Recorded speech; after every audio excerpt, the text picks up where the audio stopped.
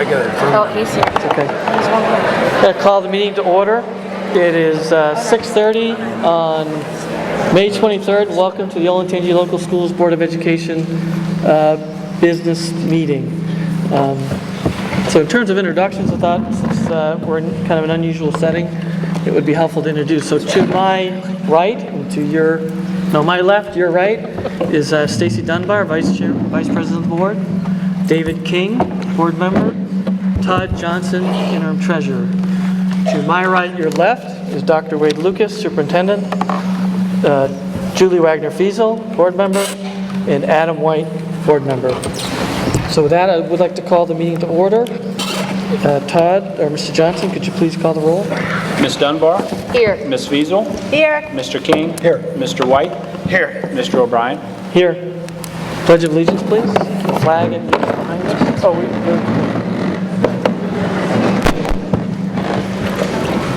I pledge allegiance To the flag of the United States of America and to the republic for which it stands, one nation, under God, indivisible, with liberty and justice for all. Thank you.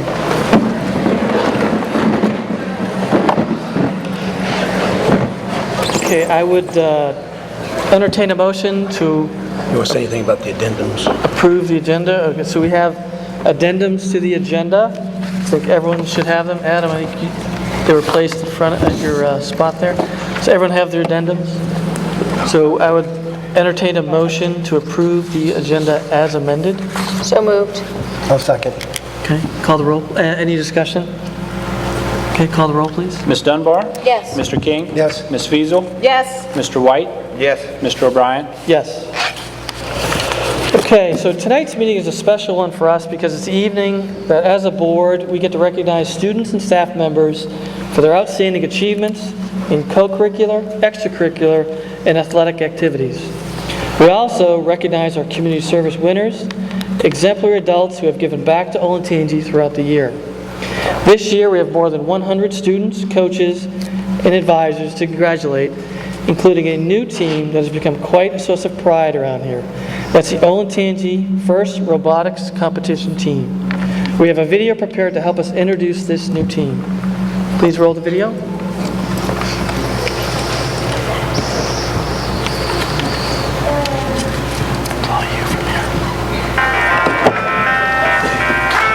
The best part about coaching an FRC team is being able to work with different kids and be able to provide the opportunity that sometimes the classroom environment doesn't.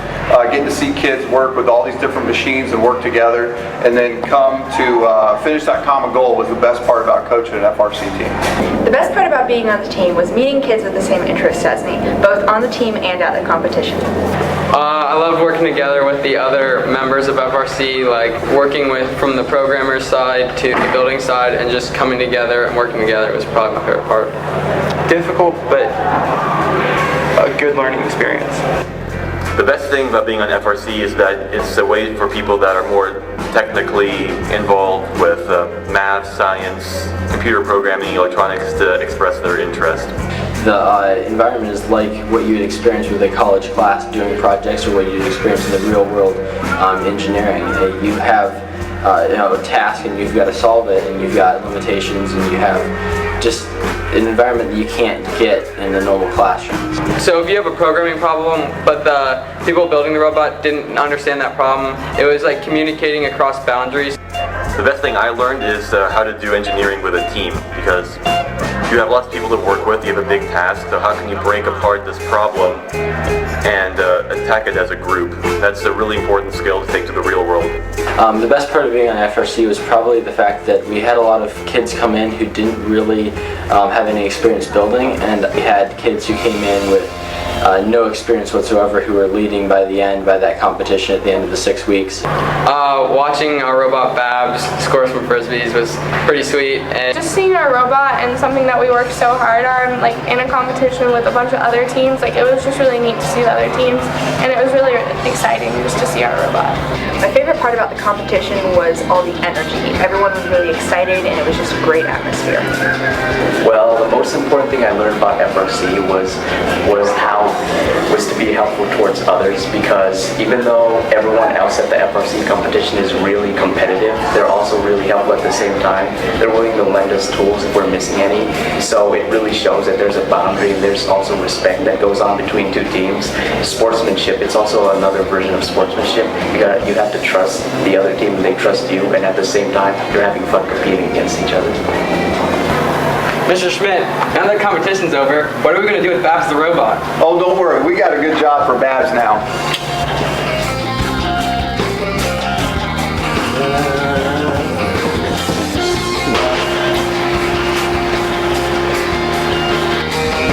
Terry, do you have that new student enrollment report? Yes, Dr. Lucas, here it comes.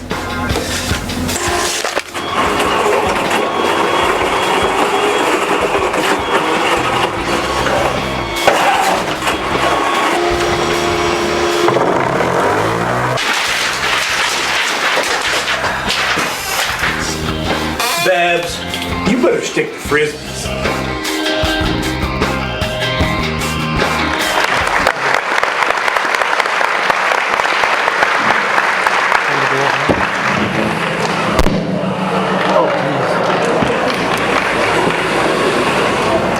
You probably don't want to go yet, do you? Okay. And the Academy Award goes to, oh, no, wait, that's not on the script.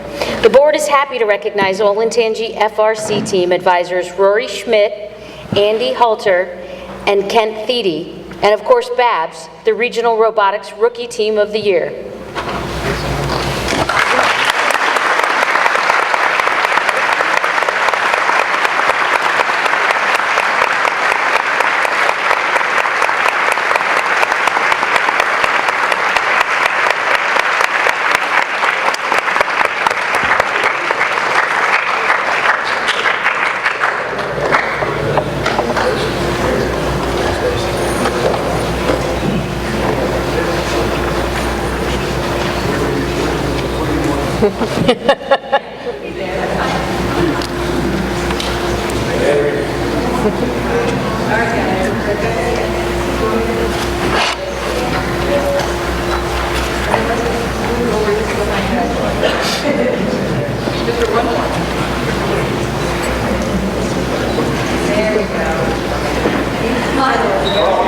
Got one?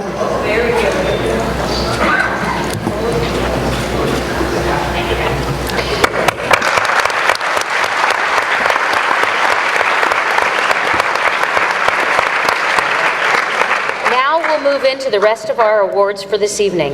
As I announce each person's name, please walk up to receive your award and have your photo taken with Board President Kevin O'Brien and Superintendent Wade Lucas. These photos will be delivered to you through your school or by mail in the next few weeks. Math Counts. All of Olentangy's 5 middle schools participate in the national program Math Counts, which is a B-style competition held in all 50 states. We had 4 students from those teams compete at the state tournament this year, and we are pleased to recognize them this evening. From Olentangy Hyatt's Middle School, Celia Zhang and Manoff Aurora.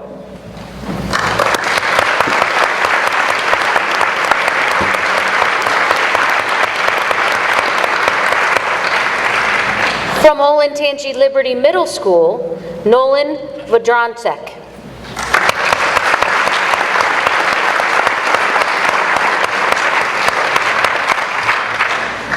From Olentangy Shanahan Middle School, Agatha Lamb.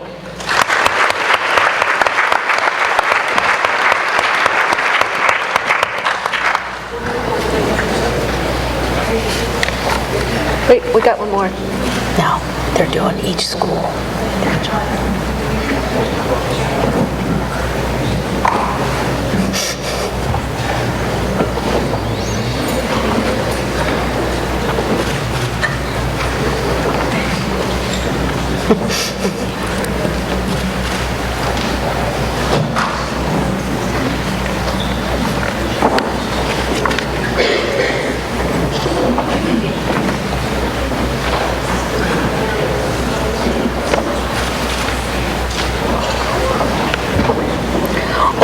Olentangy is home to amazing musicians, and the board is pleased to recognize many of them this evening.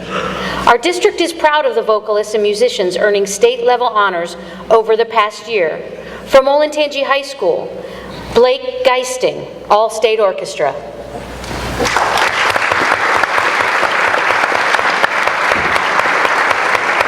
Also from Olentangy High School, Ann Kim, All-State Orchestra.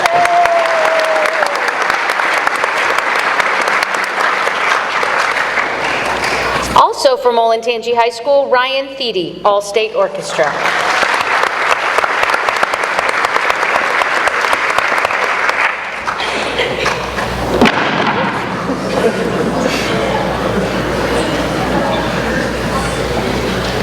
And now, if Director Ian Brunn would come forward, we would like to recognize the Olentangy High School Symphonic Band and the Marching Band for each earning superior ratings during the state contest.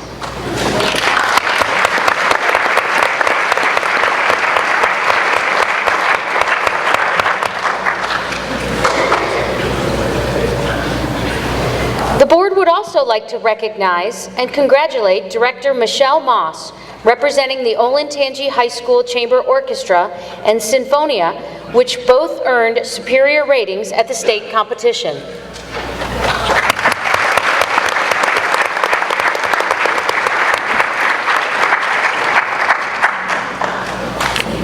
Let's also congratulate Holly Pemberton, who led the Olentangy High School Chamber Singers and the Advanced Women's Ensemble to superior ratings at the state level. The Advanced Women's Ensemble earned superior ratings at the state level in 2011 as well, and we are also recognizing that accomplishment tonight.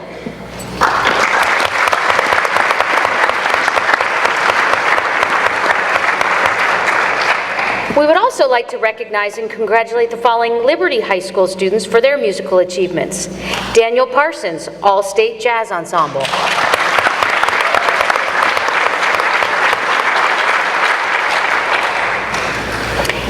Emily Perry, All-State Choir.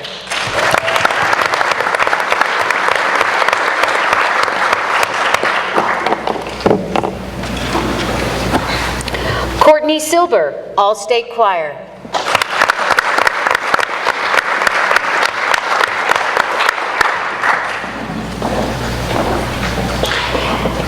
Madeline Storles, All-State Choir.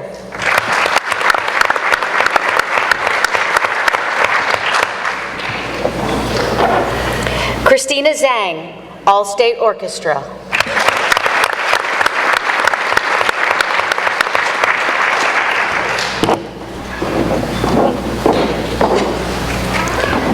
The board invites Jill Bixler to come forward to receive recognition for both the Liberty and Chamber Orchestras, which each received superior ratings during the state contest this year.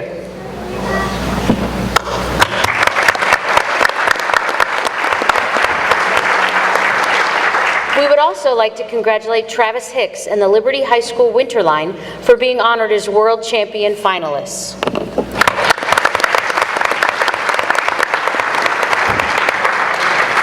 Next, we are pleased to also recognize Orange High School's music students who have achieved high honors.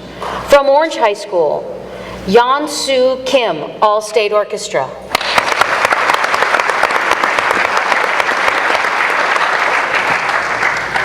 Hao Shung Lee, All-State Orchestra.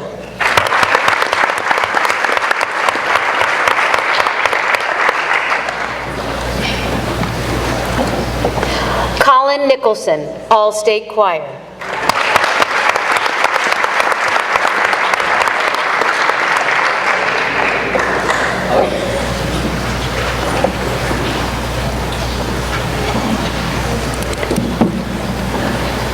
We would like to invite Orange High School Orchestra Director Lori Cornett to come forward to receive recognition for the Orange High School Concert Orchestra, which earned a superior rating during state contest.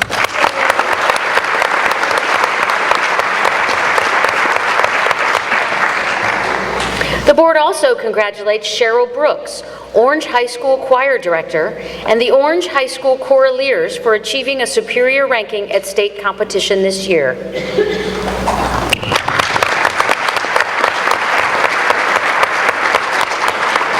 Finally, we want to recognize Orange High School Chamber Orchestra Director Rachel Farrell on the Chamber Orchestra earning a superior ranking at the state competition this year.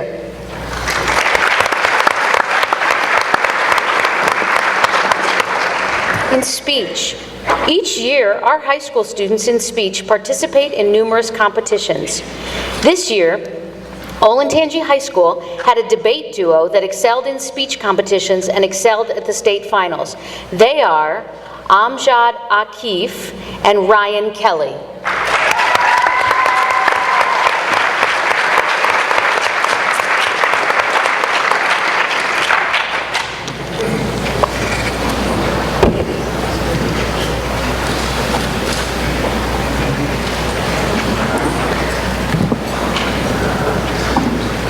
District is fortunate to have some very talented artists in our midst. The following students from Liberty High School were selected to participate in the Ohio Governor's Youth Art Exhibition: Mariah Chamois and Hayden Sherman.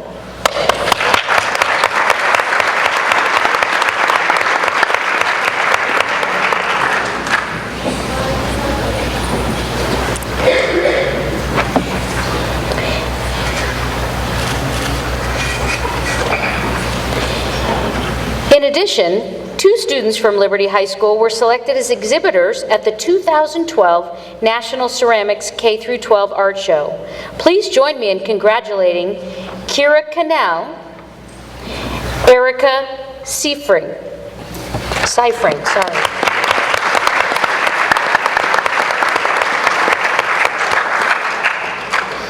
We also have numerous student artists from Orange High School to congratulate, including 4 students selected as National Scholastic Art Award exhibitors.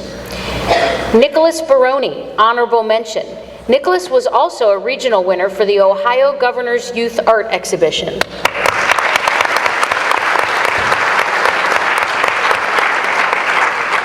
Christopher Daviduck, Silver Key Award winner.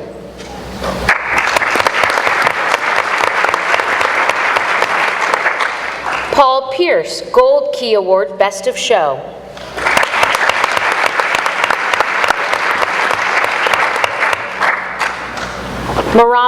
Mohammed Shao, honorable mention.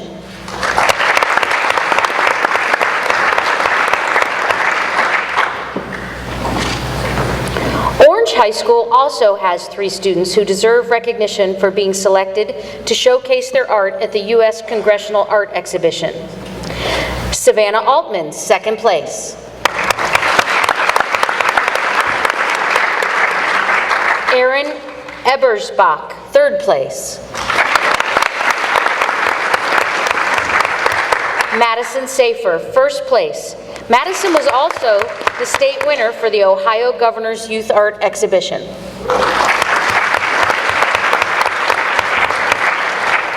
Olentangy Schools has a rich history of having a strong DECA program. Over the past 20 years, district students have been leaders at the state and national level in DECA competition, as well as in fundraising for the MDA, Honor Flight, Wounded Warrior Project, the Make-A-Wish Foundation, and others. All 3 high schools actively participated in the DECA program this year and continued the tradition of exceptional involvement in DECA. Congratulations to the following advisors and DECA groups for outstanding performance in competition. Eric Wells, Olentangy High School.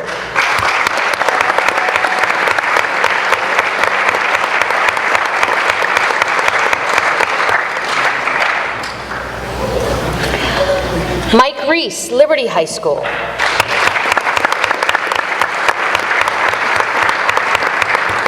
Crystal Shanahan, Orange High School.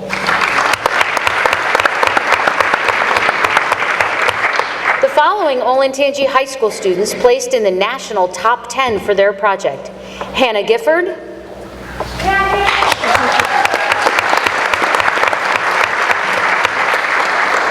and Annie Moore.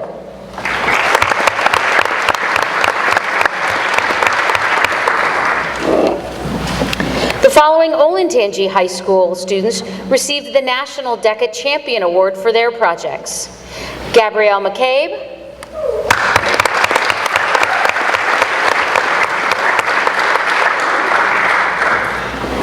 Deborah Song.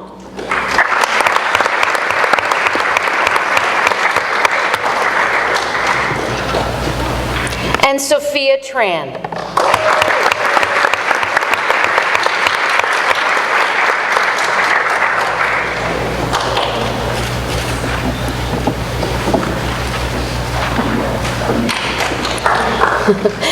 Liberty High School also had a student place within the top 10 in the National DECA competition this year.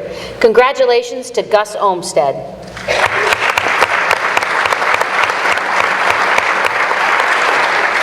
The following Liberty High School students were national competitors: Connor Chambers,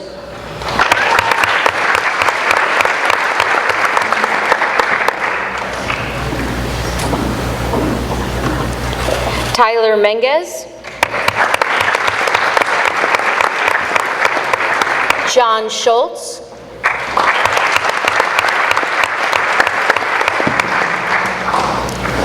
Jenny Danker,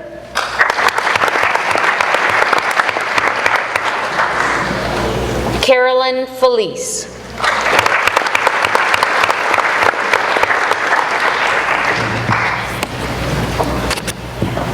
The following Liberty High School students qualified to compete at nationals: Hannah Atkins,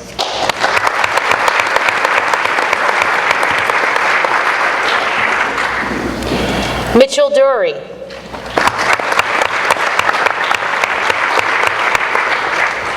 Lee Duckworth,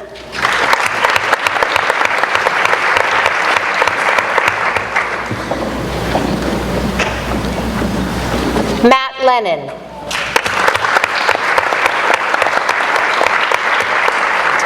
Michaela Lowry, and Nathan Stegner. We would also like to congratulate the students from Orange High School who excelled in the DECA program. The following students are ICDC qualifiers and finalists: Mackenzie Boland, Stephanie Elkins,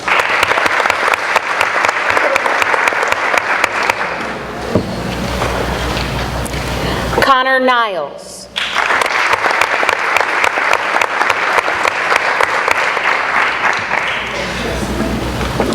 and Maxwell Routsong.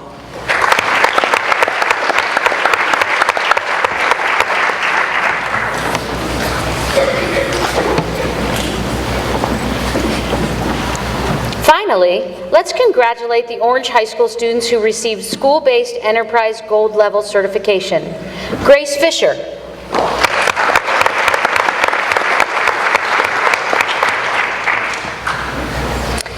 Bethany Kurtz,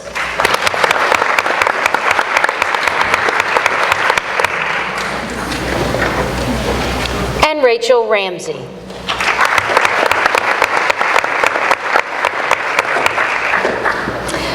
Another area in which our high schools excel is journalism. This year, the news magazine and yearbook from 2 of our schools earned state honors. We would like to have the advisors at those schools accept the following awards on behalf of their student journalists: Jessica Rhodes from Olentangy High School, Ohio Scholastic Media Association first place yearbook for the Golden Arrow, and OSMA second place for news magazine The Beacon.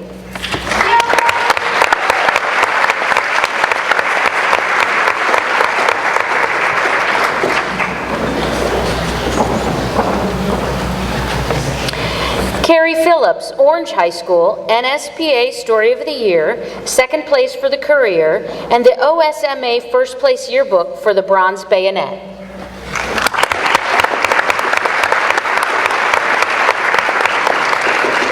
Join me in congratulating Olentangy High School student journalist Mercedes Salisbury for earning a superior rating at the Ohio Scholastic Media Association contest this past year.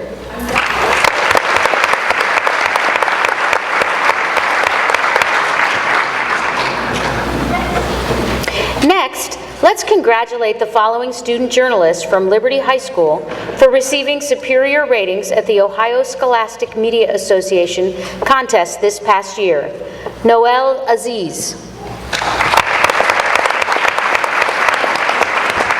Ella DuPont.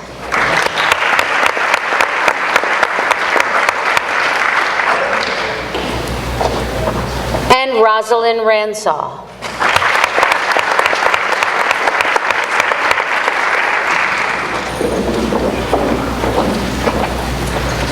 We also had an Orange High School student journalist receive a superior rating at the OSMA contest this past year. Congratulations to Miranda Tomlinson.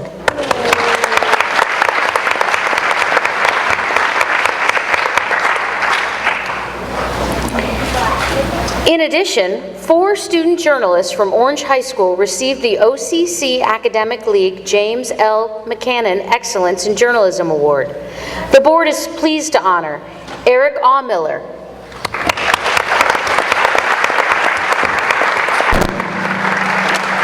Carly Bonner,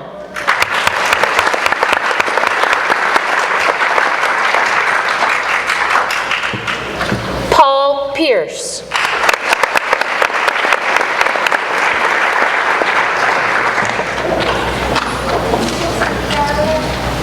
and Maya Walker.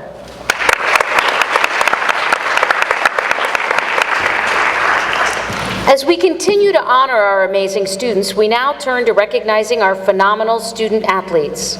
Many students have received individual honors in their sport. The board congratulates the following students. From Olentangy High School, Nathan Hall, State Wrestling Qualifier.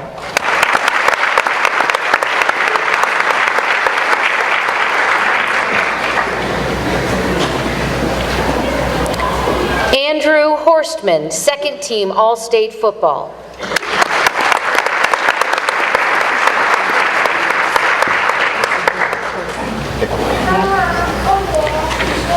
Emma Morgan, State Gymnastics Qualifier.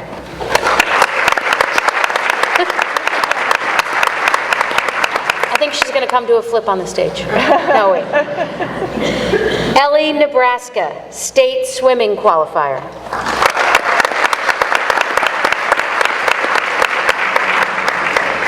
Mara, Nebraska, State Swimming Qualifier. Abigail Newman, State Swimming Qualifier.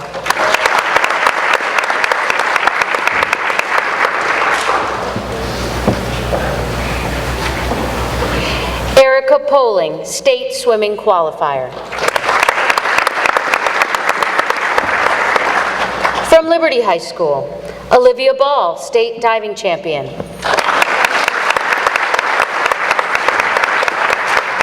Kyle Baum, second team All-State Soccer.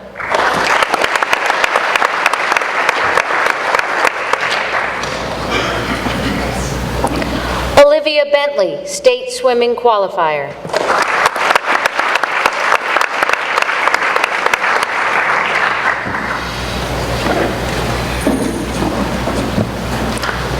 Thomas Dawson, State Swimming Qualifier.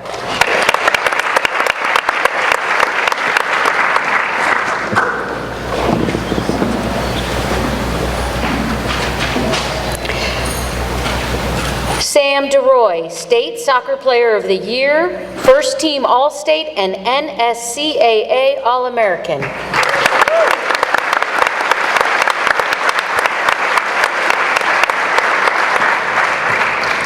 Morgan Dye, All-State Field Hockey and Regional All-American.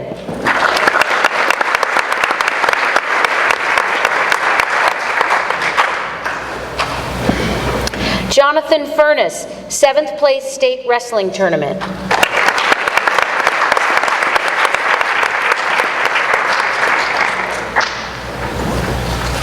Riley Haas, State Swimming Qualifier.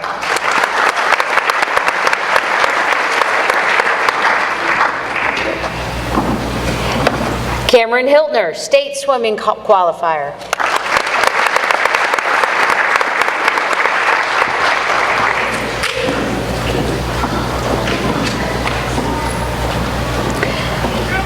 Justine Kenny, State Swimming Qualifier.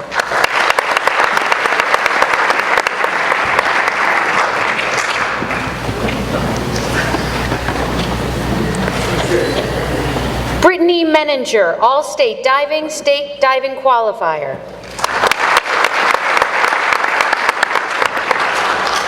James Pappas, All-State Cross Country.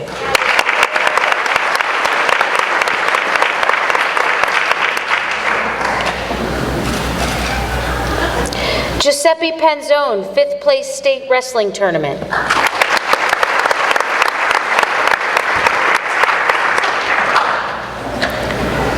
Sydney Power, state tennis qualifier.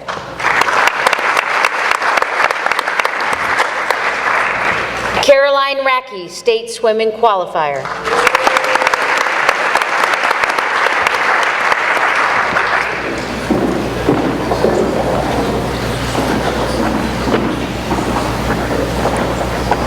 Jake Ryan, 2nd place state wrestling tournament.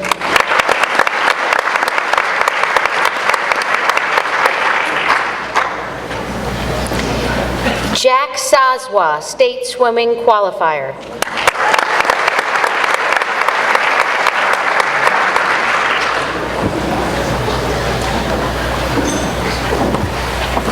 Cameron Thatcher, all-state swimming, state diving qualifier.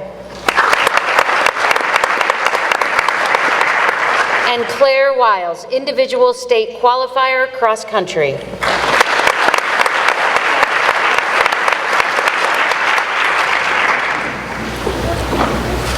From Orange High School, Artem Timchenko, 2nd place state wrestling tournament.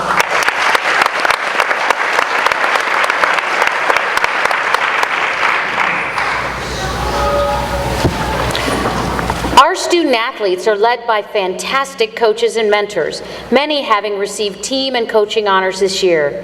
Join me in congratulating Coach Ed Terwilliger, who led the Olentangy High School football team to state regional semifinalist status and was named Central Ohio Division I Coach of the Year.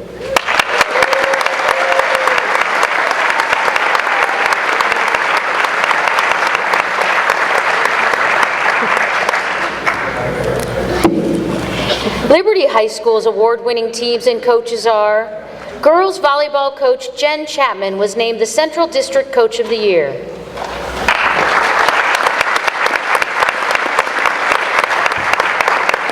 Coach Rick Collins led the Liberty High School boys soccer team to a state championship.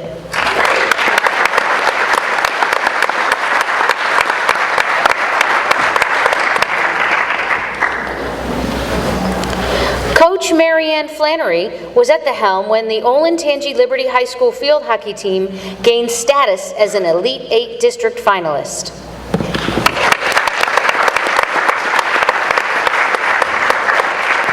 Under Coach Jack Hogeveen, the Liberty High School hockey team earned the title conference champions. The team also competed in the state Final Four.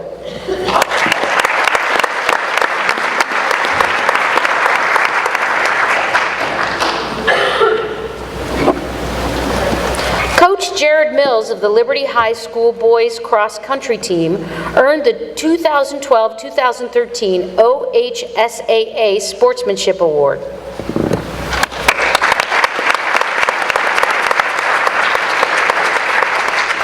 Boys basketball coach Greg Nossman was named Coach of the Year and led the Liberty High School boys basketball team to an OCC championship.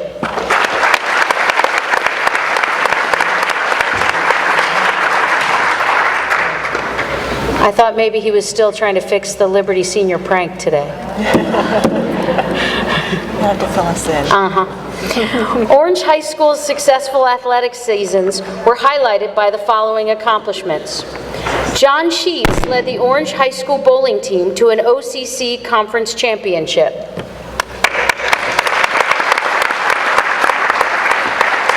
The Orange High School boys basketball team completed a successful season under Coach Anthony Callow and finished as runners-up at the district level.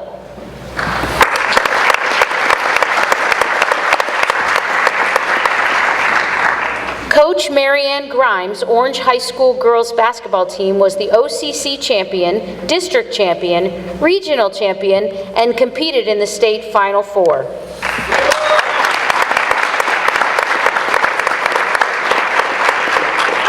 The Orange High School girls soccer team finished as runners-up at the district level under Coach Jennifer Odebrecht.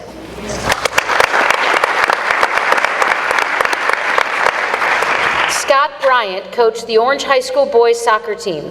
The team was both OCC champions and district runners-up.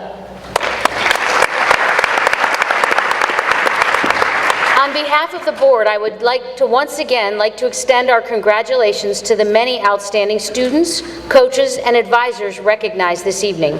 We are proud of your accomplishments.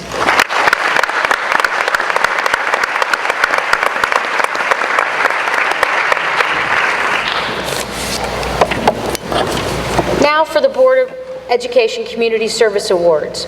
The Olentangy Board of Education established the Community Service Awards in 1986 to honor residents of the community who have had a major impact on our children's education through their volunteer efforts and significant monetary or in-kind donations. Following is a list of those award winners and some of the direct comments made by those who nominated them. Rich Augustine, nominated by Olentangy Shanahan Middle School and Olentangy High School.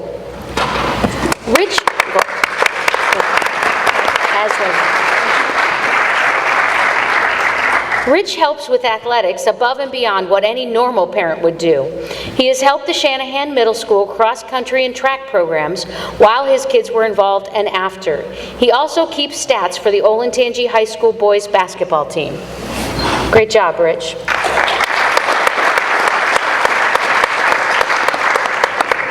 Margot Bjorkman, nominated by Olentangy Berkshire Middle School.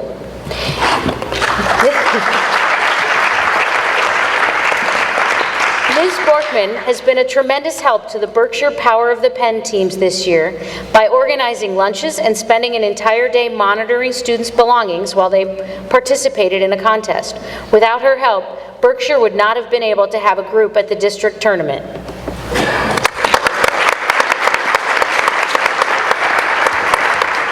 Joan Bookheimer, nominated by Olentangy Berkshire Middle School.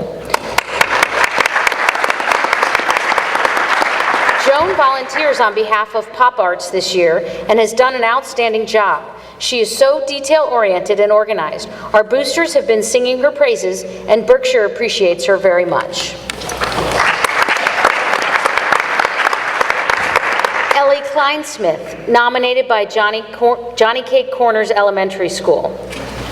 Ellie and her dogs, Dolce and Kona, have participated in the Reading Dog program at Johnny Cake Corners Elementary School for the past few years. In addition to participating in the school program, they have also given extra time by participating in family literacy events at our school. The children love the time they spend reading to Ellie and her dogs.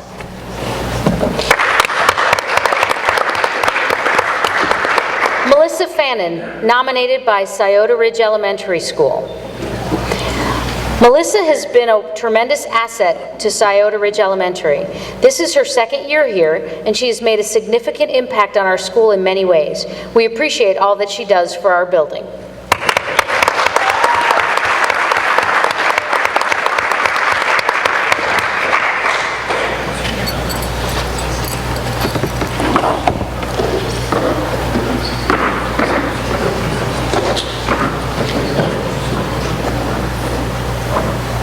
Wendy Hallier, nominated by Olentangy Berkshire Middle School.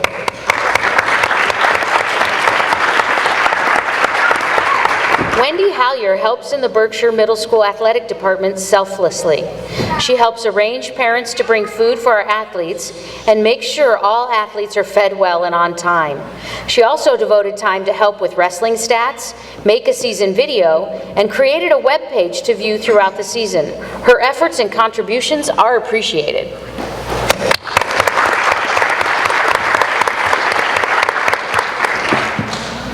Holly Hansen, nominated by Freedom Trail Elementary School. Holly is very active in the Olentangy community. She is an integral member of the Freedom Trail Elementary School PTO, the chairperson of the School Funding Action Committee, and part of Olentangy for Kids. Holly is a hardworking person who does what is best for our kids and Olentangy students.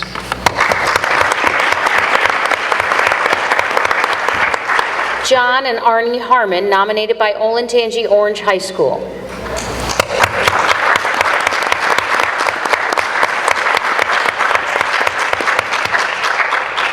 John and Arnie spend numerous hours volunteering for Orange High School athletic events. They've been active members in the football press box and have run the basketball scoreboard since the school opened in 2008. Their dedication to the well-being of our student athletes is unsurpassed.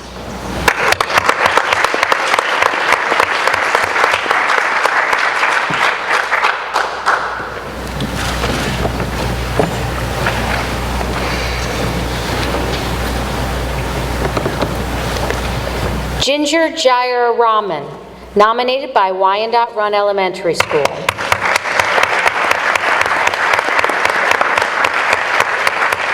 Ginger has been a fantastic volunteer at Wyandotte Run Elementary. She's been the PTO coordinator for kindergarten screening for the past 4 years. She's also been instrumental in book fairs for the past 4 years, and this year is the chairperson in charge of the fair. She has been available to assist anywhere she's needed.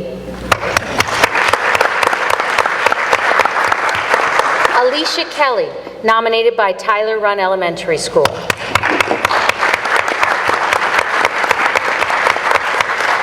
Alicia is an amazing volunteer at Tyler Run Elementary.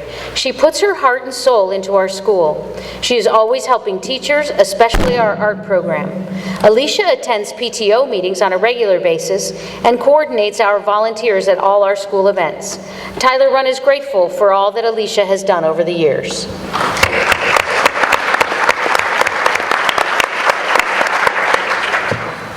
Pamela Lewis, nominated by Olentangy Orange High School.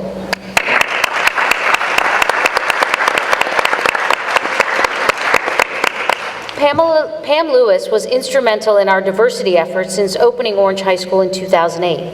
Mrs. Lewis brings a great parent perspective on how we can embrace diversity and promote cultural competency within our school.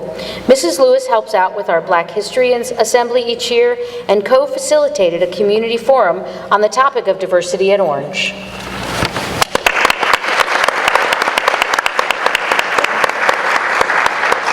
Mark McHale, nominated by Olentangy Orange High School.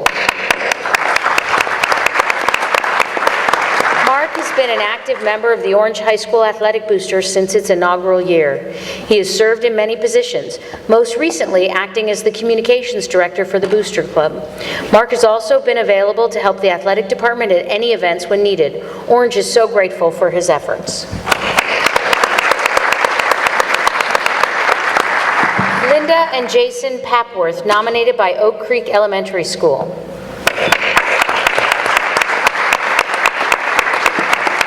Linda and her son Jason worked year-round to clean up and beautify the Oak Creek Elementary School outdoor classroom and vegetable garden. They were able to have a good crop despite the dry weather. Students and staff helped work the garden too, but Linda and Jason worked all summer, making several visits per week to oversee the garden. What a wonderful learning opportunity for our students and staff.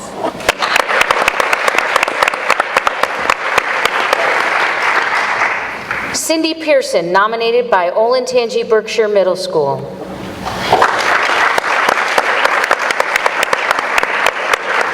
Cindy is someone Berkshire Middle School can count on to offer support and assistance to our students. She's an active volunteer for our gifted student activities, field trips, and anything else we ask of her. She recently went on a field trip with our 8th graders to the Ohio Historical Society and chaperoned a group that did not even include her own child. She's always willing to make OBMS successful.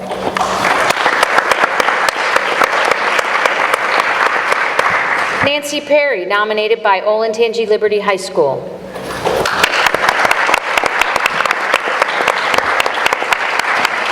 Nancy goes above and beyond to help Liberty High School in so many ways. She often comes in and covers shifts at the front door on days when she knows we have vacancies. She ran errands during Teacher Appreciation Week last year, as well as planning Teacher Appreciation Week at LMS. She also helps Mr. O'Neill with choir events. Mrs. Perry is an overall wonderful lady, and we are so grateful for her.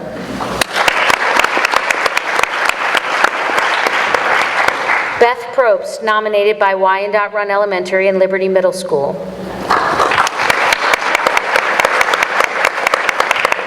Mrs. Probst volunteered her time to create and supervise Liberty Middle School's first ever debate club and book club.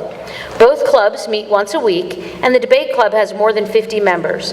Mrs. Probst also volunteers at Wyandotte Run and is a member of the district's Project 2020 committee.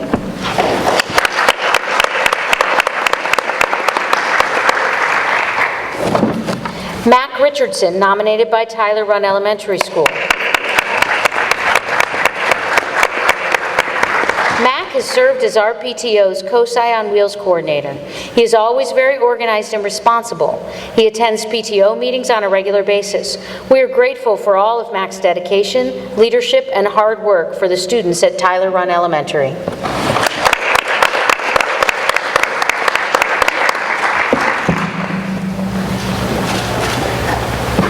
Tracy Rivard, nominated by Tyler Run Elementary School.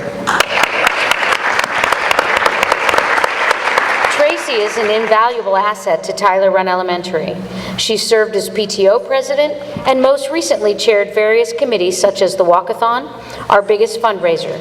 Tyler Run is grateful for all that Tracy has done over the years. Bob Ruhlman, nominated by Glen Oak Elementary School.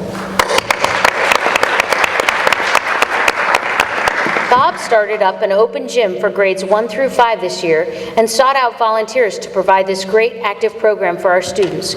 We are grateful for his efforts.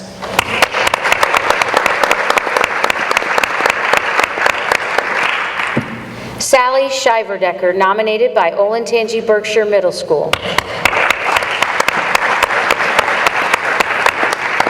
Sally selflessly volunteers for anything and everything that needs to be done at Berkshire Middle School. She donates her time, funds, and skills whenever asked, and even when not asked. Our students are important to her, and she is very much appreciated.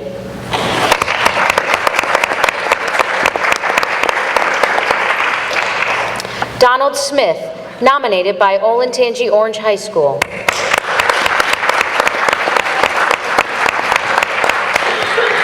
Mr. Smith spends countless hours at Orange High School volunteering in the Performing Arts Department with the bands, orchestras, choirs, and theater students. He always puts others above himself. He's involved in other PTO and school events also, such as the Book Room and Fit-a-thon.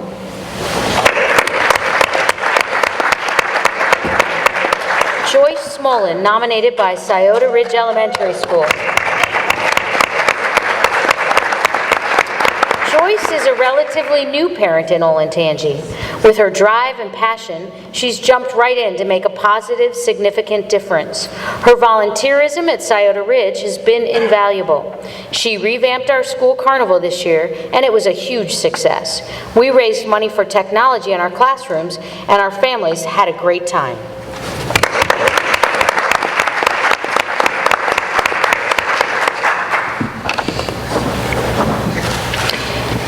Mary Tacken, nominated by Johnny Cake Corners Elementary School.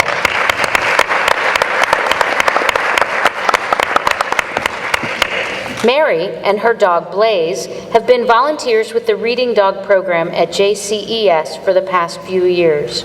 During this time, they've been faithful and enthusiastic volunteers. The children have enjoyed working with both of them.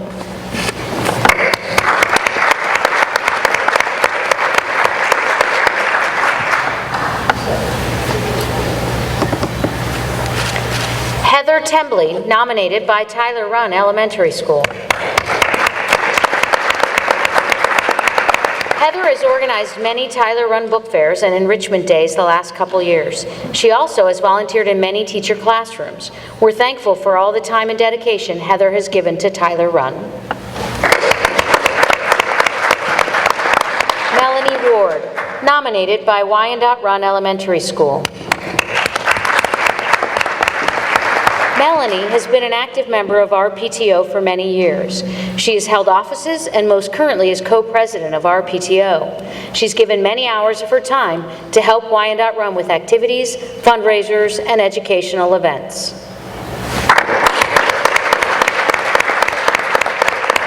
Cheryl Weimer, nominated by Arrowhead Elementary School.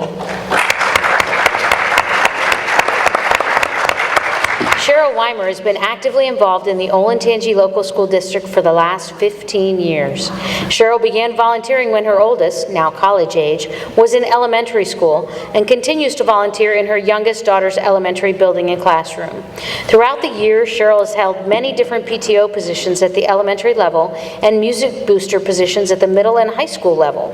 Cheryl knows an incredible amount of kids in the Olentangy district because of her involvement in different buildings over the years and truly cares for the students at Olentangy.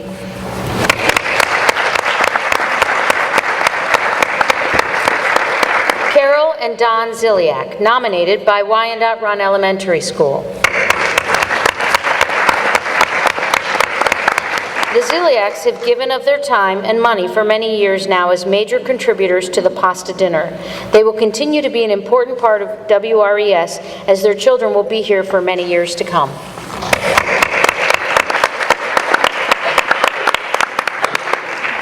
And that completes our Community Service Awards. Thank you all for your service to the district.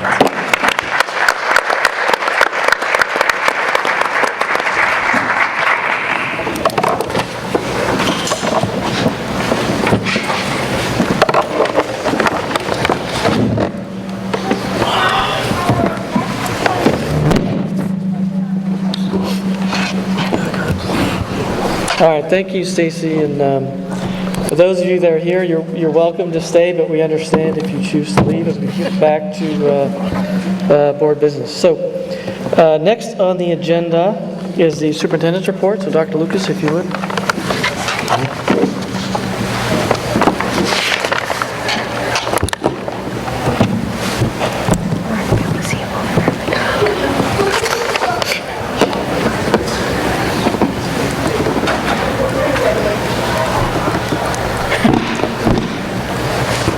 Okay. It's not nearly as full as it was. First of all, thank you again. This could be one of our favorite board meetings, seeing both our students and our staff and also our community members. The ones that have given so much of their time, their efforts, for the school district. So it's always one of our favorite meetings, and we do appreciate everyone coming out for this. A few good things. We've already done this, so I'm going to kind of slide through this quickly. I can't say enough about it, but just a reminder, in June we will have our Spring Achievement Awards. So we'll have not nearly as many as we had tonight, but we'll have several students, staff, and community members back at the June meeting. Also, we have had our senior nights. Again, May is such a great time, from a superintendent standpoint, because you kind of see all the rewards that you have watched grow and take place and nurture through now, I guess, 4.5 years or so that I've been here. As you can see, we have valedictorians, and I'm not going to say something about everyone because I don't know everyone, but I can tell you that I sat by Amjad Akif at the Walter Award luncheon, and all I can say about that is the fact when we talk about our future, I feel very good after sitting there, because this young man, and I know he accepted an award tonight, but what he's going to do for this community, for this state and this nation in his career, he has very high aspirations, and I can't say enough about it. And I'm sure if I met those other 3 valedictorians, which I will, come graduation day, I'm sure we would see and hear the same thing. Total scholarships awarded, $36 million. $36 million. That's just an unbelievable amount. And again, I think that tells you a lot about the school system. That tells you a lot about the parents in the school system. That tells you a lot about the staff. And most importantly, that tells you a lot about the students that come through our doors every day. Again, we hear about, we've had debate throughout college readiness, and I sat there and started writing down some of the places that our graduates are going. And I'm just humbled by the fact that we are around such individuals, such families. Again, I'm not going to read everything up there, but a few, by the way, that's not up there. Notre Dame, the Citadel, Georgetown, TCU, University of Michigan, Vanderbilt, Washington University of St. Louis, and I'm sure we left some others out. Our students are going to the best colleges and university that this nation has to offer. And we should be extremely proud of that fact. So, again, you can see why it's such a great time of the year. Here's another good thing. We call these individuals, and I know you can't see this picture. I wish you could see this up close. Olentimers.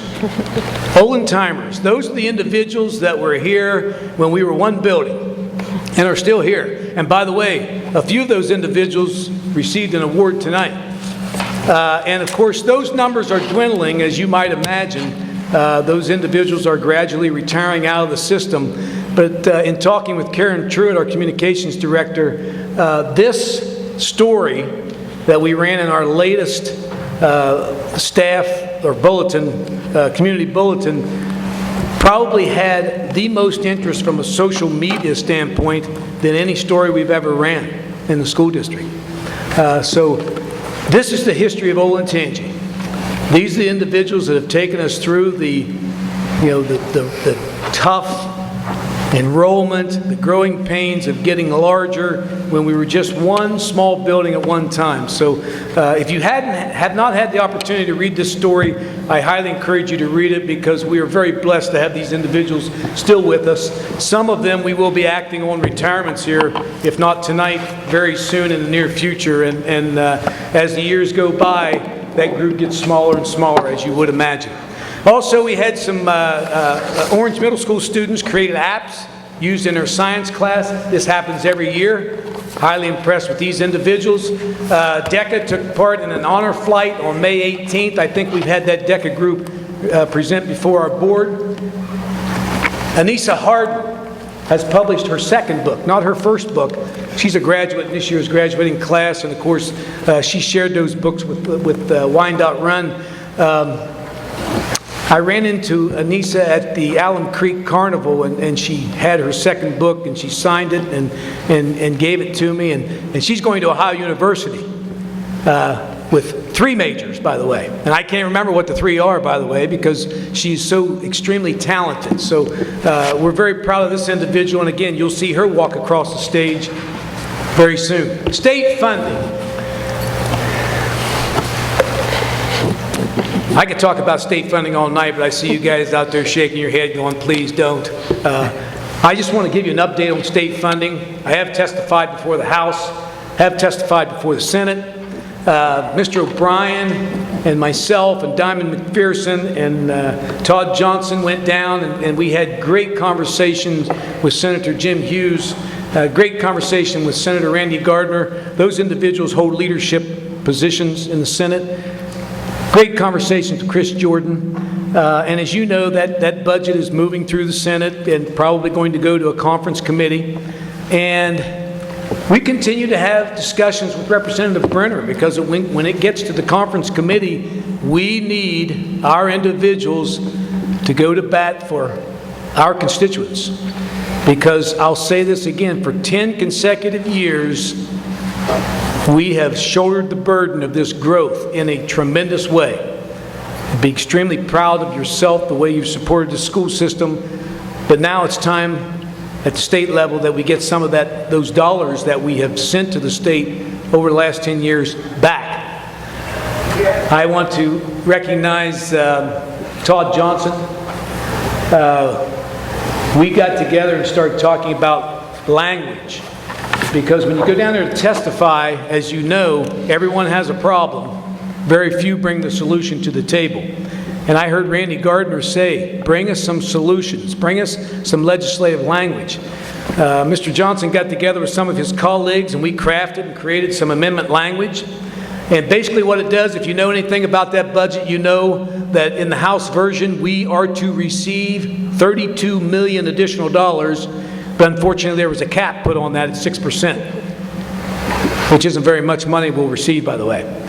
And we crafted the language that basically says that cap should be sliding, because over the last 5 years, our enrollment has grown by almost 25%. So all we're asking is that sliding scale, instead of paying us 6%, pay us 25%, because I'll once again emphasize the fact that over 10 years, 10,000 new students came through the door at 0 additional state dollars, which means the local property owner picked up the brunt of that entire enrollment growth. So we're continuing to fight. We need your help. We need your help. I think, as I've said at the last 3 board meetings, if there's something that we can all agree on, it would be called tax relief for everybody. And this is tax relief for everybody. And I know and understand that people have, we have some critics of the school system, but at the same time that we are criticizing the school system, all I would ask is reach out and help the school system on this case, because you're also going to help yourself. And we'll continue to fight, and as they say, more information to follow on this.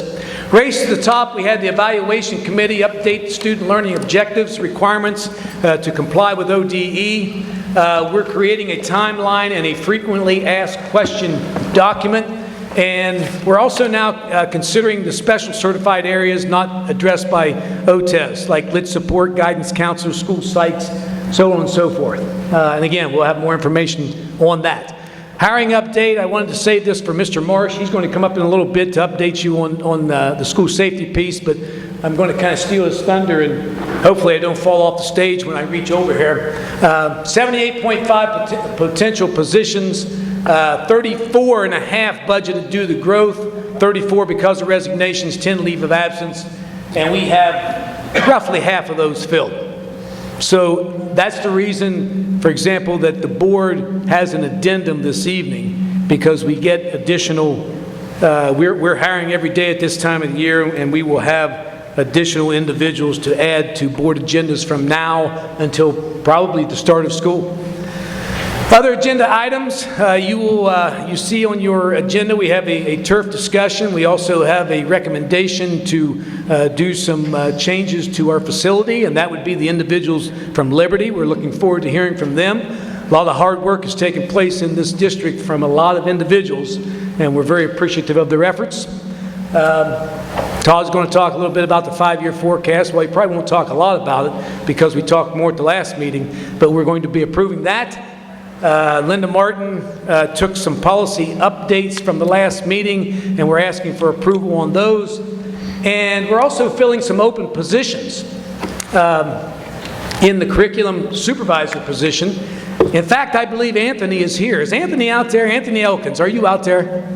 Would you stand up, please? I hate to embarrass you like this, but this is Anthony Elkins, and he will be working in our curriculum department and representing the elementary individuals. Anthony, welcome. I know I haven't met you. Welcome to Olentangy. We also are bringing in Vince DiTilio at the secondary level, and of course, you don't see him on the agenda because that's he's being hired through the ESC. We have approximately 7 administrative units through the ESC. We're also recommending reemployment of Dora D'Amato and Hap Helfrich for as a retiree hire. And again, we talked about that at the last meeting. These individuals not only save us money bringing them back this way, but most importantly, they give us high quality individuals. They've done it for years in this district, serving our kids. And the great part about it is they will continue to serve our kids. So we're extremely happy to have them back. Also, we're approving summer academy instructors, new teacher academy. As you know, as we hire new teachers, we also have to hire them to go through our new teacher academy or our 3-day training program. We are adding some additional supplemental positions. I want to talk a little bit about that. Those positions very quickly. We're looking at a supplemental position for middle school athletic directors. As you recall, approximately 2 years ago, we had full-time ADs. We're now bringing those individuals back at each middle school as a supplemental for each season. And of course, that's to serve not only our parents and serve our kids more not only during the game time, but also during the school day. And obviously with OTES coming down the road and our principal, 40% of our principal's time being taken up by evaluation starting next year, I think it's critical that we free those individuals up through supplementals. We're also approving our graduating seniors for the first time. We are over, I know what you're going to tell me, and I appreciate it because Jeremy's back there and I'm going to introduce him. And so's Peggy. Good. Thank you. Appreciate that. He always takes care of me. That's a good right-hand man right there, see? First time, I believe, we're over 1,000 in our graduating class across the board at Olentangy. That will be on June 1st, and we're happy to do that. I don't know if you know this or not, but not every year, but many years, we have a school bus in the Powell Memorial Day Parade. George Zioli, who is our bus driver and a veteran, has volunteered to drive that bus to recognize the veterans of all armed services in this country. And of course, we have to approve that to use that bus for a reason outside of transporting students. So that's the reason that that's on the agenda this evening. And last but not least, you have the purchase of Chromebooks. I know we've talked a lot about park assessments. These purchases of Chromebooks, I believe we're buying 4 sets of Chromebooks for the price of 1 mobile laptop. And of course, as we move down that road to park, if it continues down that road, we'll also be able to use those Chromebooks for our testing. Before I get into this district-wide paving improvements, I do want to introduce not only Anthony, but I see Jeremy Ross back there. Jeremy, would you stand, please? Jeremy currently serves as our assistant principal at Meadows. If you recall, we hired him last year, did just a great job. We had, I think, close to 70 applicants for the Wyandotte Scioto Ridge openings. And this guy just kept impressing us, as he has all year. So I want to introduce Jeremy Ross. He is the new Wyandotte Run Elementary School principal. Jeremy. Great job. Next we have Peg McMurray. Peg, you're out there somewhere, but there you are. How are you?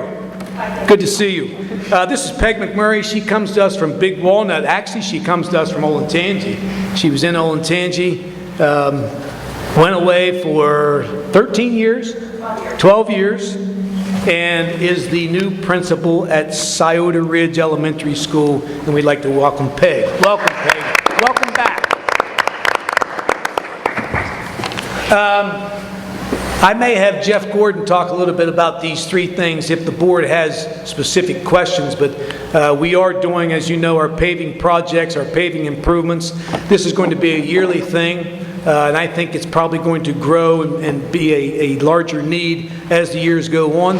Also, we're approving a sanitary easement out here in front of Olentangy High School and the sale of property to Golf Village North. And again, for the sake of time, if you have questions in regard to that, I'm going to ask Jeff Gordon to come up and answer any of those questions.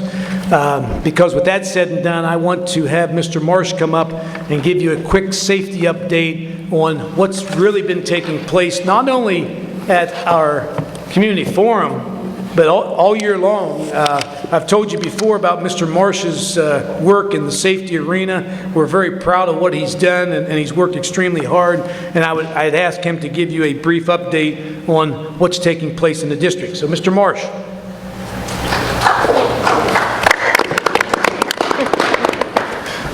Good evening. Dr. Lucas, as he said, asked me to give a brief update on just a few of the many things that are going on in the district with regard to safety and security efforts that are in place and ongoing. I would be remiss if I didn't mention Jennifer Eisman, who currently serves as a Safety, Wellness, and Workers' Comp Coordinator. And really she works together very closely with myself, with Jeff Gordon, with the business office, and lots of folks to put this in place. But Jennifer spearheads a lot of these efforts. Some things that you may or may not know go on a regular basis is Jennifer is responsible for the ongoing regular review of all our district safety plan and each individual building safety plan. And we make regular updates to those safety plans in coordination with our first responders, law enforcement. She meets with our school resource officers, our 3 school resource officers, every 2 weeks to talk about what's going on in the district and how we can improve the safety and security of our students. So those are regular meetings and regular updates to those plans. As many of you know, we did hold a district, Dr. Lucas hosted, and the board hosted a school safety forum this winter, which included Dr. Lucas, Delaware County Sheriff, Russell Martin, and Steve Hedge, who's the Executive Director of the Delaware Morrow Mental Health Recovery Services Organization Board, where we had a lot of good discussion about how we can make the district safer on a regular basis. And a lot of those ideas, in one way or another, have been put into place. Another thing that you may or may not be aware of, as part of Jennifer's duties, she makes regular what we call safety walkthroughs in all of our buildings to make sure that our regular, normal safety procedures are followed. Things as simple as making sure that we're not propping open doors during the day, talking to district personnel, making sure entry and exit procedures are being followed, and simple things as are we asking folks to have a badge on when they're in the building, and if not, politely escorting them back to the office. So they may seem like simple things, but we do routine audits of that and try to improve our processes at the buildings. In addition, to remind folks, we did just recently, the board approved additional security software purchase to allow in the future our first responders, if they should have to respond, unfortunately in a crisis situation, that they'll have more information at their fingertips on the layout and what's happening in the buildings when they arrive on scene. And that was approved earlier this year. We are working right now actively with the Delaware County Sheriff's Office and exploring seriously the possibility of expanding our school resource officer program from 3 officers to 2 additional officers for next year. We're continuing to work through that with them and hope that that'll be a possibility for next year. We have made some physical enhancements to our buildings where needed to improve safety. Again, things as simple as adding additional cameras at an entryway if we feel like that's necessary, to adding additional entry buzzers to make that process smooth for the buildings. So those are some physical things, some active things that we do to keep our building and district safe. We also are engaged in significant amounts of safety training. One of those pieces of training, the Attorney General's office, in coordination with the Ohio Peace Officers Training Academy, put together an active shooter training for educators. And Officer Watley on May 7th delivered that training to all administrators in the district. The Attorney General's office also put together a DVD of that training, so that'll be something we'll be using technology to roll out to all staff as a piece of training for next year. That training, and unfortunately it's not pleasant to talk about possible crisis situations like that, but it's necessary. That training really provides the why schools across the state and nation should look at their lockdown and safety procedures and enhance those and make those better, and unfortunately learn from some of the tragic incidents that have happened. So that training from the Attorney General's office was outstanding, provides the why, and looking back at some of those incidents.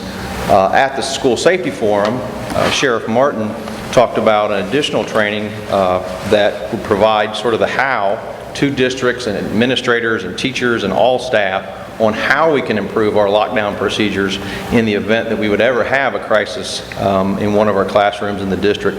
And that training is called ALICE training. That stands for Alert, Lockdown, Inform, Counter, and Evacuate.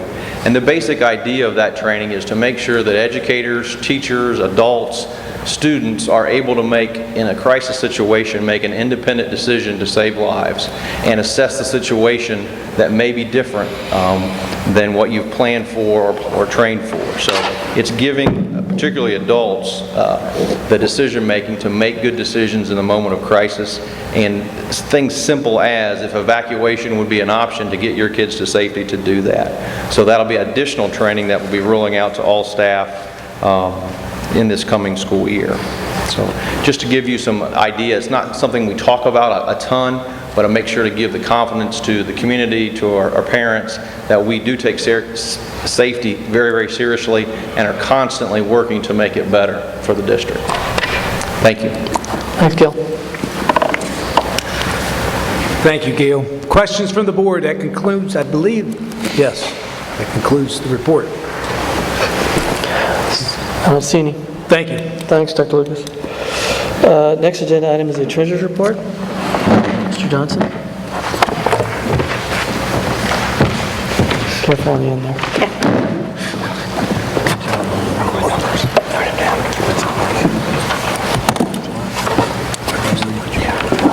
I just have a few items. One, I wanted to piggyback on Dr. Lucas's comments about the state budget and our proposed amendment. Just want to encourage everyone to, get with our state legislators, Chris Jordan, Andrew Brenner, any other legislators you might be able to contact, just to, make sure they're aware of the need for that amendment.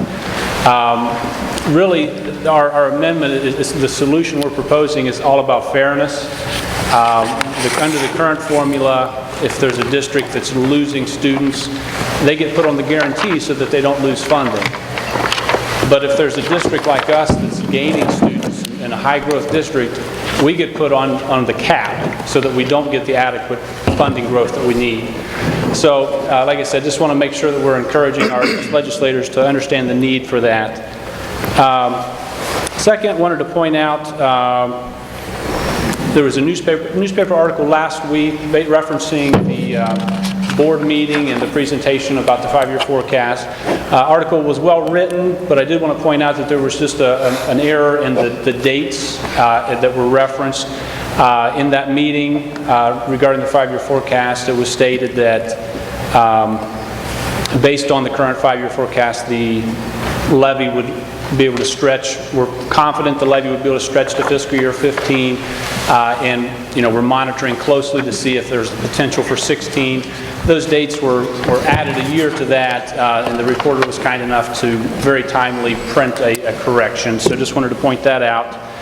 And finally, just to keep you updated on the status of our bond refinancing, the trigger we've been waiting on to move forward with our Build America bonds refunding was actual receipt of our interest subsidy. We did get that receipt last week, and as suspected, it was 8.7% less due to the federal sequestration. So that was what we're waiting for. So we'll be moving forward probably about middle of June with that bond refunding, as well as the new money bond sale at the same time. Great. I have a question. Todd, hold on. Yeah, Jill's got a question. I don't know if Todd should answer this or Dr. Lucas. On the amendment that's been floated around, do we have confirmation that it's being brought forward? Because amendments are due tomorrow, and then the Senate's version of the bill will be rolled out on Tuesday. We have not had specific confirmation. We've had positive signs, which, as we all know, positive signs don't pay the bills. But we'll be working on that again tomorrow. I do know I received a message this evening, so we'll continue to work and hopefully get that attached tomorrow. Okay. Thank you. Okay. Any other questions? Anything else? Oh, good. Okay, thanks, Todd. Okay, next on the agenda is public participation session number 1 for general comments, which I do not believe we have any comments. Is that correct? Correct. Correct. Okay. So we'll move right into discussion items. So first up is item A, turf update. We'll have 3 speakers to address the turf issue first. I'd like to call Jim Ciccarella up from Olentangy Liberty Boosters. Jim's going to give an overview of where that program is, followed by Robert Fuller of the Development Committee, and then Jeff Gordon, our Director of Facilities. Taking this right time. And if they're not doing slides, is there a way to get light over at that podium? For us, they're sitting in the dark. Thanks, Jim. Thank you. I have our number and name of the lights. I was going to say, it probably would help them as well, but we can't see you over there.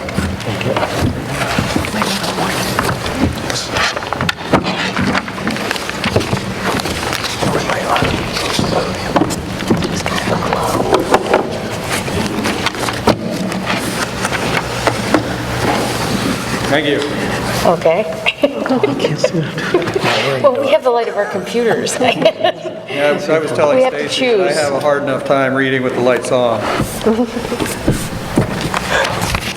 Good evening. My name is Jim Ciccarella, and I'm here with the Liberty Patriots Turf Committee. I'm here tonight to request that the board approve our gift of synthetic turf to the Liberty High School. Liberty Patriot Turf Committee, LPTC, is a volunteer group organized to finance and install synthetic turf at Liberty High School. The estimated project cost is $500,000, and the cost for the construction is 100% privately funded. The turf vendor has been selected, the contract has been negotiated but not signed, but the construction can begin June 3rd, and finish on August 10. The reason for the project is that the project increases the utilization of a significant district asset and it improves cost efficiency of every use and event. It also provides a higher quality and more consistent playing surface. Synthetic turf is believed more safe than natural grass for head injuries due to consistency of hardness. There is no significant injury relation in comparison to natural grass because the quality of the surface and materials has improved dramatically over the past 10 years. As far as the quality, the turf is guaranteed by our vendor for 8 years. The Olentangy Development Committee completed an in-depth review of the project specification, and the project meets or exceeds turf standards created by the Development Committee. Our financing allows that no funds or guarantees are required from the Olentangy School District. The financial plan meets the Board of Education guidelines that were communicated last year, and LPTC is financing the turf through a combination of cash donations, booster contributions, and loans. Maintenance and replacement of the turf will be the responsibility of the district, which is consistent with the current gifting policy and practices. The cost to replace the surface is approximately $250,000, and the surface is projected to last 8 to 10 years. I know that Dublin was replacing one of their fields this year, and it was right on the 10-year mark that they are replacing. By the way, the same company that did Dublin's original turf is doing their turf again, and that's the same company that we are looking at having do Liberty. The replacement for the turf funding plan includes increased gate revenues, facility rental fees, maintenance savings, and beverage contract residuals. I have included on the next to the last page the letter from our attorney, which confirms our evidence of turf funding and is included in your packet. As the approval request, we formally request that the Olentangy Local School District Board of Education approve the facilities change form in order for Liberty Patriots Turf Committee to move forward with the gift of a synthetic turf field starting in June to the school district. Thank you. And Great, thank you, Jim, we appreciate it. Mr. Filler from the Development Committee. Could you remind them to watch themselves at that podium so they don't fall? It's so close. I need to get there.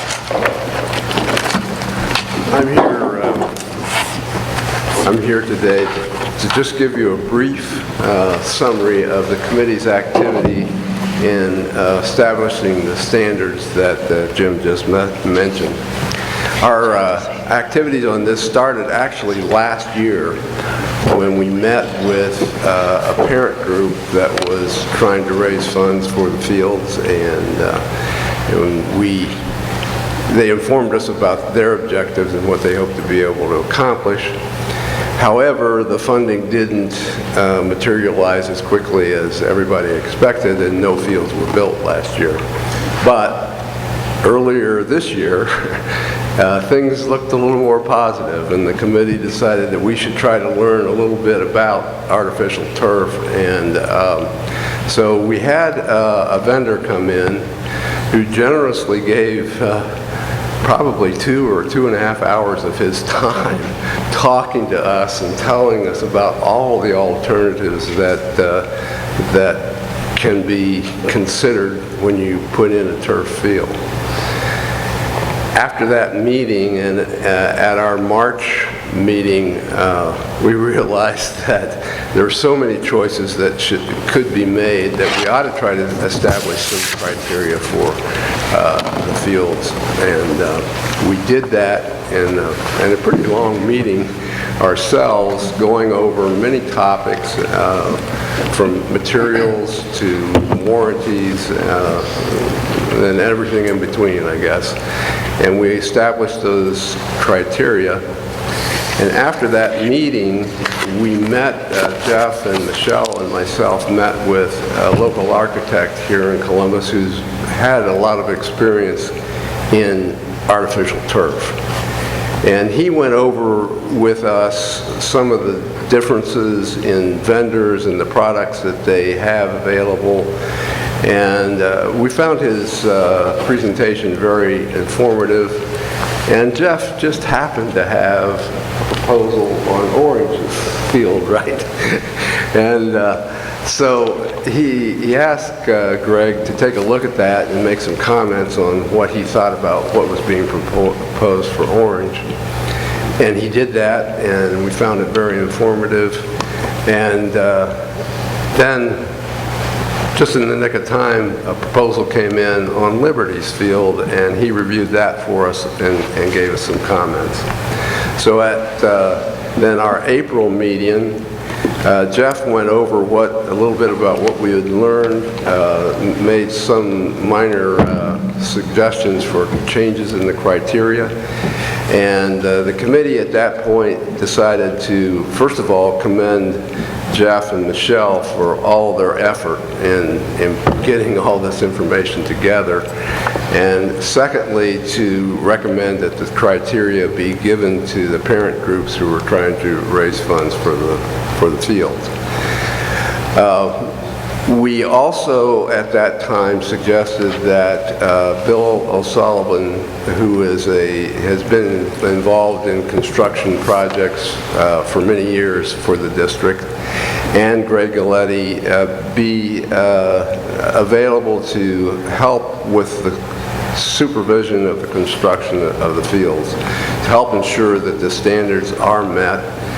And we feel like the standards will ensure uniformity in the fields, all 3 fields as they're installed, and protect the long-term interests of the school district. Thank you. So thank you, Mr. Fuller. Go ahead, Julie. I just want to add that the work that they did, they spent a lot of hours studying turf, and Dave and Stacy and I took part in all of those meetings at one time or another. And so I appreciate the work that they did, because establishing that criteria was Line by line. Yeah, that was very helpful for us, for the school district, and it makes sure that we're installing a high-quality product. Great. Anything else? No? Good? Okay, great, thank you. Jeff, if you would give us a minute on replacement? Yes, move the podiums a little bit. I'm not quite as agile maybe as the other speakers. I don't want to fall off the end here. I just wanted to echo what Ms. Feasel said regarding both the Development Committee and the Turf Committee. Our district has had a lot of success as it's grown, and a large part of that has been the parent groups, whether it's a board committee, superintendent's committee, or booster organization that has been able to support the district and step in where needed and help out and bring some expertise, as in the case of the Development Committee. While there was not a whole lot of knowledge to begin with on the Development Committee regarding turf, they certainly were a group of people that had contacts and the ability to reach out to others and bring them to the district to help us with making that assessment. Having said that, I've been asked to just talk a little bit about the safety of the turf, and I'll be brief. We've, I think, have looked at this a couple times and talked about it, and Jim mentioned as well the studies, but there's a couple different aspects of turf that people have looked at and been concerned with, and some of that is the materials used in the turf. and any chemicals or things coming from that. The state of New York, the state of California, and the Consumer Products Commission have all done studies and deemed that the turf is safe, from air quality studies to studies of the material used in the turf. The other big area, obviously, with the turf versus grass is the synthetic turf versus the grass with injuries. And most would agree, I think, of the studies I read and the different information provided to us, that a well-maintained grass field is obviously the best field that you want to have a competition on. Unfortunately, when you have a multi-sport and multi-season field, it's hard to keep that maintained. Just the example is just last year, we started out the season, we had pictures of all 3 fields. We were very proud of the work our maintenance staff had done in getting the fields lush back, grass grown back. By about the 7th or 8th week of the season, it was a mess. And unfortunately, we headed into winter and were unable to get the maintenance of that field up before we started lacrosse season. So lacrosse, as it seems just being in spring, seems to always get the short end, so to speak, because the field's just not in great condition. And that's every year that happens, we're able to bring it back up less and less. We never quite get to where we were the year before. And after a number of years, we get in the position where we have to do some major work on the center of the field. With the turf, obviously, we wouldn't have to do that. So in the absence of having a well-maintained grass field, synthetic turf is the best alternative to that. And many studies have been done on the injuries, and what they really have found at the secondary level, there's not a significant increase. At the more competitive college level and the pro level with that grass, they found where there may be more injuries because of the speed, the impact, and the torque. But at the high school level, they have not found that. And again, as Jim mentioned, one of the significant areas where synthetic turf is better than any grass field is on that of traumatic head injuries. So the ratings that are required to be kept on the synthetic field and the ability to maintain that versus a grass field makes it much safer for that. And in addition to the GMAX rating is how they measure that, and as part of the warranty for the turf, general maintenance is done, and that keeps the GMAX rating at an appropriate level. If that level cannot be maintained through that, it's the responsibility of the installer to come back via the warranty and correct that situation to where the field maintains that proper GMAX rating for head injuries. One of the things that the manufacturer mentioned, that Bob mentioned, came in and spoke to the development committee on, was that you have helmets, you have shoulder pads, you have all the padding for football and lacrosse and the other sports, and you need to look at your synthetic turf as another aspect of your equipment, because that ability for the traumatic head injuries, maintaining that is just as important as maintaining the helmets and having those correct and certified every year. With that, I do not have any more, but I will be happy to take questions. Okay. Any questions from the board? No? Great. Thank you, Jeff. I apologize. That was it on safety. I do have one other aspect, and that was Dr. Lucas asked me to talk on the turf replacement funding. I've given you all a sheet there as well, very similar to the one we looked at with Orange, just the numbers corrected or adjusted for Liberty. So, and this is over a 10-year projection. We're projecting that with the current receipts and as things are, that we would be able to set aside $291,000 go towards replacement. The projected replacement is somewhere around $300,000 at this time, from what we know right now. So that should take care of a big chunk. We've discussed a couple of these items. We'll take action of the board to set that money aside, and Mr. Johnson could help with what we need to do with that. But just to note that will need to be done as well to make sure that we hit these numbers. So. Great. Okay, any questions? No? Okay, thanks, Jeff. Appreciate it. Okay, next item is the second reading of the May 5-year forecast and the 2014 general fund budget. There's been no change to the forecast or the budget since the first reading, but if there's any questions, I'll answer those. I had a follow-up item. So we get two down this way, three this way. At the first reading, we had a fair amount of dialogue around the district's ability to achieve the $11.1 million of savings relative to health insurance. And through that dialogue, we talked about reconciling back to the the commitment to the 11.1. So what I passed out to the board members, and Brett, I'll be glad to provide a copy to you after the meeting, is an exhibit which does, in fact, that. It reconciles back to our assessment of health insurance. And in terms of context, I think it's important to remember that estimates for health insurance costs are developed jointly with the Treasurer's Office and Aon Hewitt, our insurance consultants. So these estimates aren't born in a vacuum, and they include experts within the district as well as experts outside the district in the development of those estimates. In addition, the Audit and Finance Committee review the forecast for reasonableness and trends. So as the forecasts are put together, certainly there's many eyes that take a look at those to ensure their reasonableness and accuracy. So to go back to the reconciliation, October 2011 was the last published forecast before contract negotiations were complete. And so in that forecast, it assumed the same set of benefits would be in place through the contract period of fiscal 13 through fiscal 15.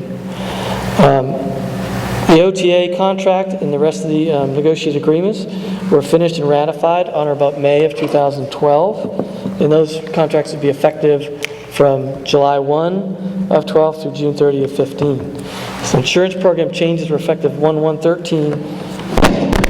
Oops. So when we roll forward to the May 13 forecast, the forecast we're doing a second reading of tonight, that forecast reflects the best available information on future health insurance costs, including the affordable care impact of about $890,000. So in short, when we're back to October 2011, the 3-year estimate for health insurance cost was $78.3 million. Okay, that was when, if we did nothing, we would have, or it was our expectation to spend $78.3 million on health insurance. As we sit today in the current forecast, based upon everything we know about our experience, structure, and expected premium payments, we expect to pay $65 million in health insurance costs. So it's $13.3 million lower than before we made the changes. So clearly, we're at $2.2 million, or about 20% ahead of where we thought we would have been on health insurance costs. So I think even Mr. Ruhlman would agree that 13.3 is greater than 11.1. Okay? So any questions on that? I just wanted to point out that you addressed the savings on the health care. Correct. There are also additional savings based on the step increase that we were able to get concessions on. And those were validated as well. Okay. Thank you. Any other questions on the second reading of the forecast? No, I appreciate you doing this. Okay. Linda Martin, if she's here to do the second reading of the board policy updates.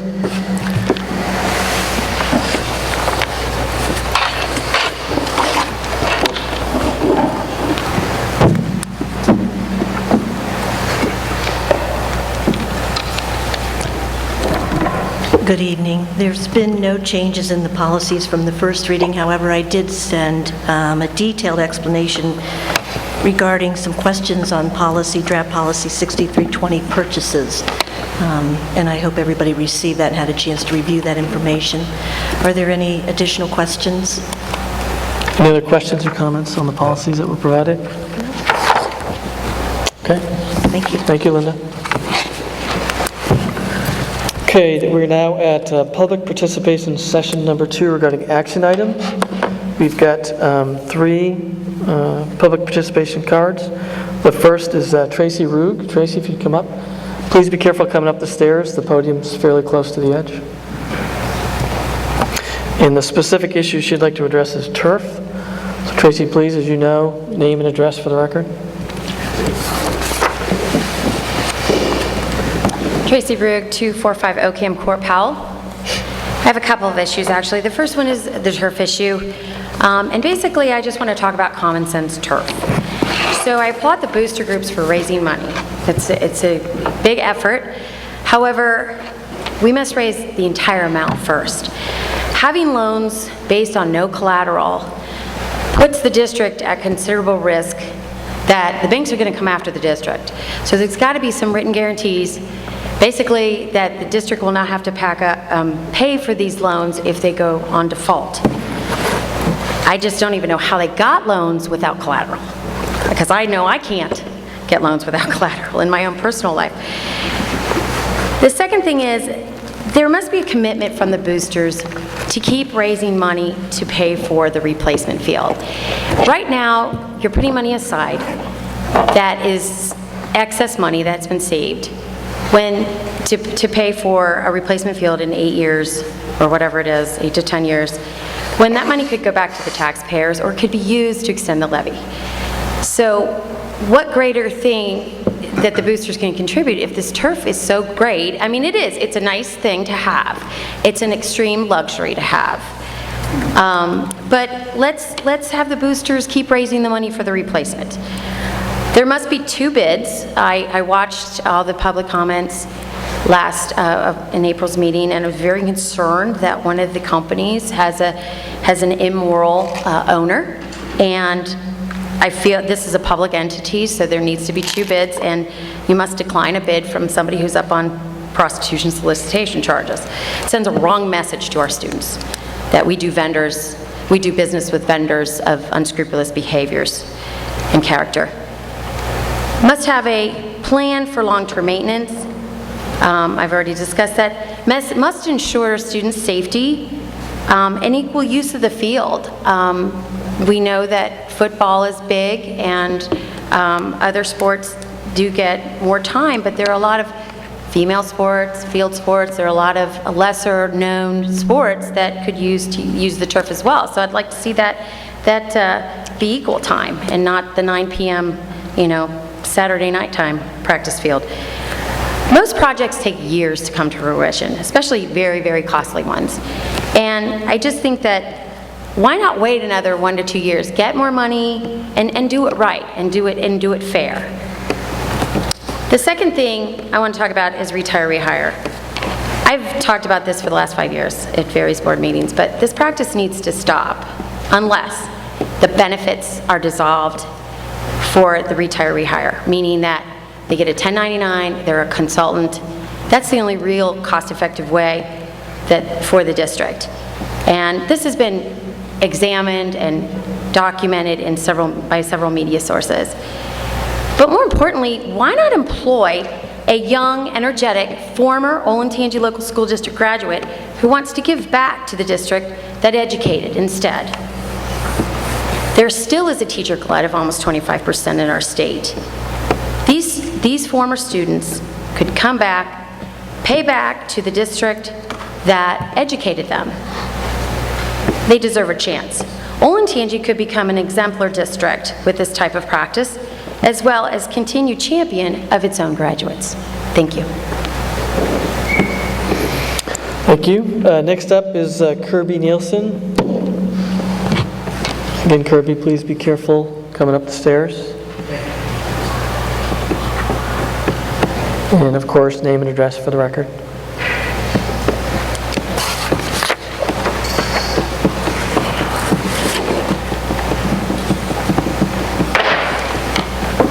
I'd like to begin, if I might, by making just an observation. And I'm reminded by the safety report tonight of all the money that we can put into safety programs and training. And then I think of all of the terrible things that have happened in schools recently in Sandy Hook and then again in Oklahoma. And it came to my mind just a few minutes ago that the absolute bottom line that saved lives were those teachers, those wonderful teachers. And I imagine this would be played out in school after school all over. Really, I think our first responders and the heroes are the teachers in these situations, and probably many more we don't hear about. So hopefully we can recognize that with our teachers, that they are the first line of help for our kids. And I just want to make that comment. We're constantly reminded by Dr. Lucas and others in the Olentangy school system of the high standards of performance and expectations of the students.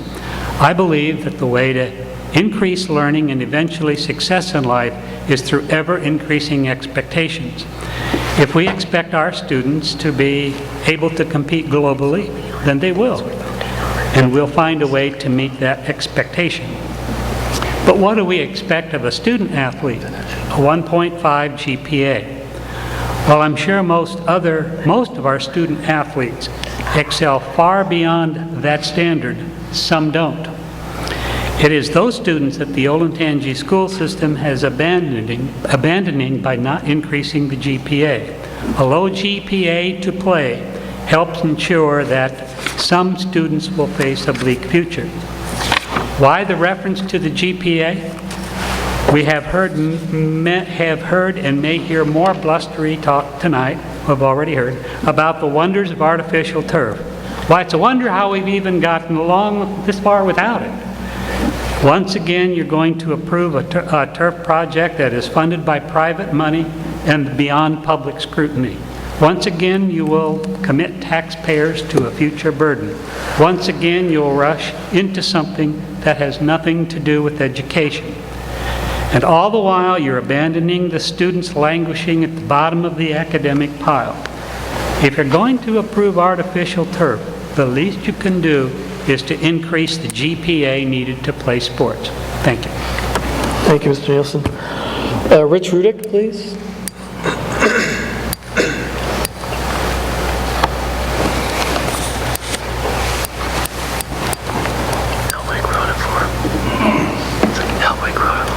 First, I'd like to address the loan issue. These loans are from individuals. They are not from a bank. Sorry. Name and address for the record, please. Oh, I'm sorry. Rich Rudick, on 255 Thornbury Lane. Thank you. The loans are from individuals, not from a bank. They are unsecured, there's no collateral, and there's no guarantees. So there is no way for these individuals to foreclose on the loans or to try to repossess the turf. And if you think about it, there'd really be no value in going and digging up a piece of turf and trying to repay your loan by reselling it.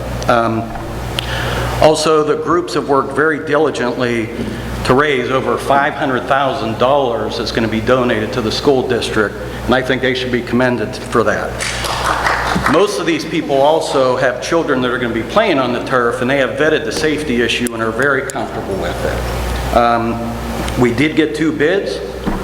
And we have waited long enough to have turf to bring us up to the level to be competitive with the other schools within the Central Ohio area. And we've spent long hours, many booster clubs, many parents, and the community members to raise the funds necessary for this.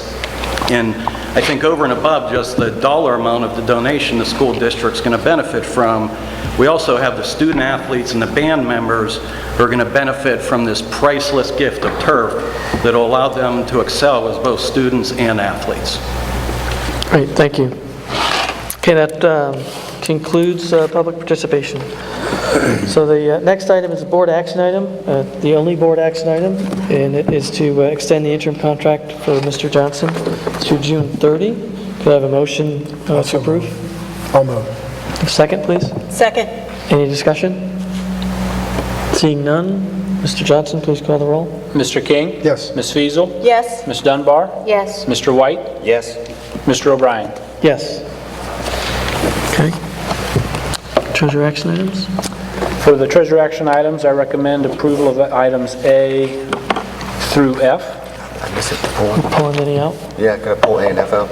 A and F? Yeah, please. Okay, so pull out A and F, please. Okay. Adam, do you want those at the same A and F together or separate each? Together, pull A and F out together. Okay. I recommend approval of action items A and F. So moved. Second. Okay, no discussion? Call the roll. Ms. Feasel? Yes. Ms. Dunbar? Yes. Mr. King? Yes. Mr. White? No. Mr. O'Brien? Yes. And I recommend the approval of action items B, C, D, and E. So moved. Second. Okay, any discussion?